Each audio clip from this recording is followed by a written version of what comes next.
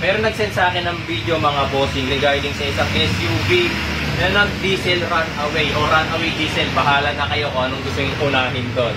Okay, so ano ibig sabihin ng mga boss? Kagaya na nakikita nyo dyan sa video, na tuloy-tuloy yung under niya tapos naglalabas na siya ng napakakapal na usok. Tapos sobrang taas na ng RPM niya. Okay? So ito, example, tatanong niya kasi sa akin, paano daw papatayin yung ganong klase ng makina? Kasi,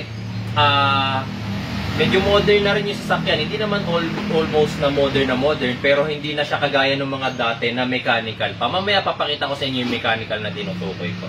So ito, kagaya nito, yung mga ganitong klase na sasakyan, pakita mo muna sa inyo. I-start natin. Ang mga ganitong klase na sasakyan, siyempre para start, kailangan ng susi. Okay? Kailangan natin yung susi. Okay. Para patayin, ang ginagawa natin, sa susi din. Kung saan natin siya in-start, doon din natin pinapatay.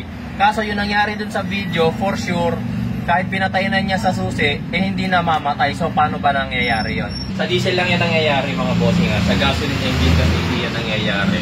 Kasi maraming factor sa gasoline engine na kailangan para magtuloy-tuloy yung andar niya. Unang-una, alamin muna natin. Ano ba ang kailangan para sa combustion ng diesel engines?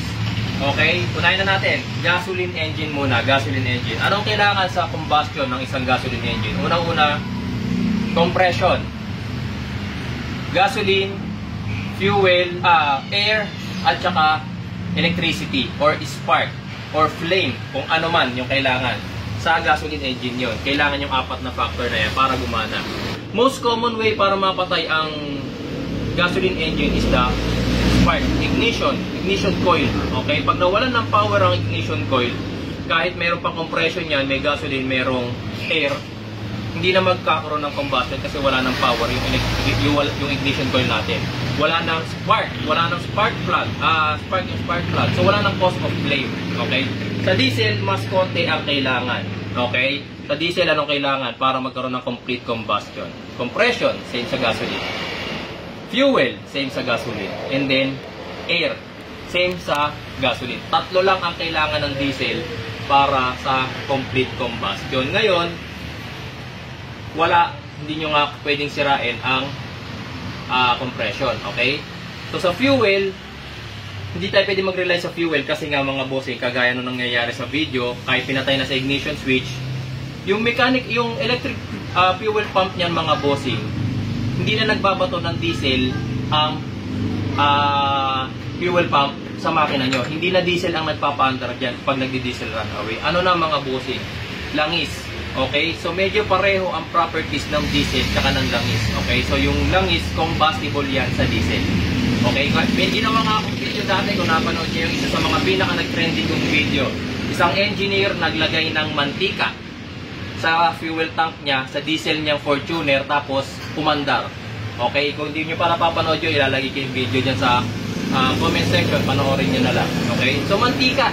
Imagine, di ba, nagagawa niya pandarin yung diesel engine. Ganun din mga bossing ang langis ng makina natin. So kahit wala na siyang diesel na pumapasok, ang nagpapaandar na sa kanya mga bossing, kasi nagsisimula na nga siya mag-overheat, yung mismong langis na niya. Pumapasok na siya sa iba't ibang part ng makina nyo, dumadaan na siya doon, tapos pumapasok siya sa loob ng combustion chamber. So since may compression, tapos may hangin na pumapasok, nagkakaroon ng complete combustion. So ano na lang ang way para mapatay nyo ang isang diesel engine na nagdi-diesel runaway? Okay? Air na lang. Air. Okay? So ito, pakita ko sa inyo ha, mga bossing.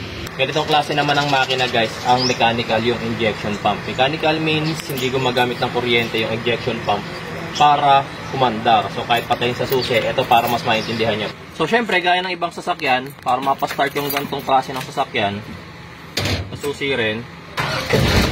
Yan. Okay? Pero, pag papatayin na sila, hindi na sa susi. Tignan nyo ha, maandar yung makina, pakita mo.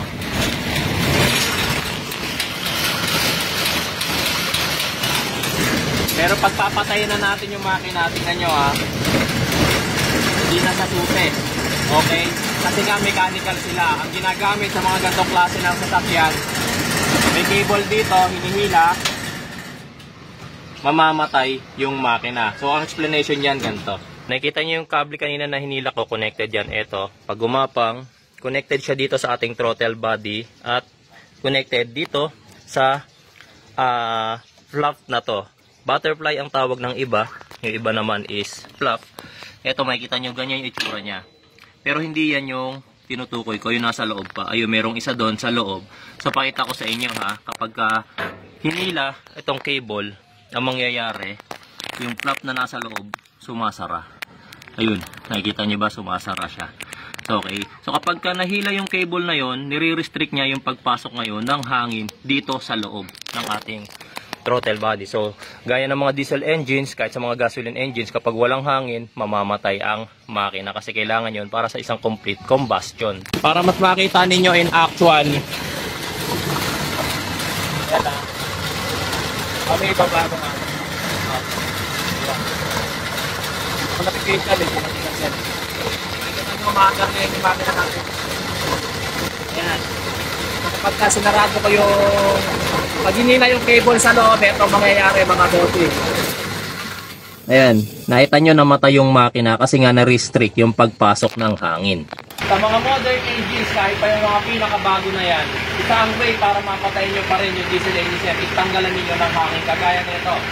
Okay, dito sa intake manifold mga bossing, marami kayo makikita hoses galing sa air filter, galing sa turbo. Ito naman yung direktang galing ngayon sa ating papunta sa ating intake manifold. So, huwag kayo magkakamali. Pag dito kayo nagpatay close mga bossing or nag-restrain, hindi mamamatay makina nyo. Kapag dito galing sa turbo, medyo matagal na proseso. Pero pinakamabilis nito, sa intake manifold, basta luwagan nyo lang tong screw na to. Mabilisan na nga lang ng kilos to mga bossing ha. Tsaka syempre mga boss, kapag nagdi-diesel run away na ang makina ninyo, hindi yan ganun kadaling patayin. Why?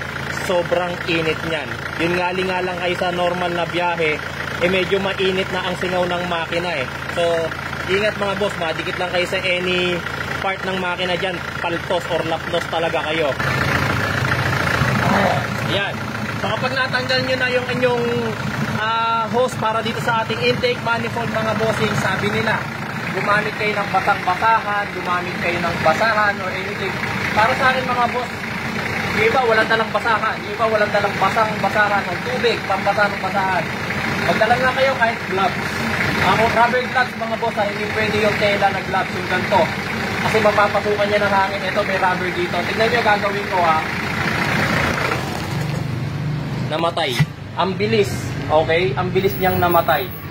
Pero, kaya nasabi ko kanina, hindi yan ganun kadali kasi nga medyo mainit ang makina nito. Okay? So, pinakamagandang mga bushing siguro, ang gawin ninyo, may mga nabibiling bushings eh. Rubber bushings. Magpagawa kayo ng rubber bushings na kasukat ng intake manifold ninyo. Parang sa alak, mga bushing, sa ibabaw ng alak, yung tapon na tinatawag nila. Para hindi mag-leak yung alak. Ganun din dito. Rubber bushings, pag sinalpak nyo yun, since goma yun, mawawalan ng way para makapasok yung hangin, mamamatay ang makina ninyo. Mas ganun yung safest way. Kasi nga, kung hindi nyo gagawin ito mga boss, masisira ang makina nyo kasi nga, umaandar na siya, ang ginagamit na niyang fuel doon is hindi na yung diesel, kundi yung langis na ng makina nyo. Mamamatay lang ang makina, mga bossing, kapag naubusan na ng langis ang makina ninyo. So anong mangyayari mga boss pag naubusan ng langis ang makina ninyo na tumatakbo? Luto.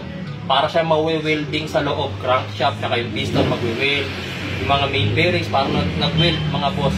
Alam niyo na, worst case scenario, pwedeng overhaul ang makina ninyo or palit makina depende sa damage sa making cost.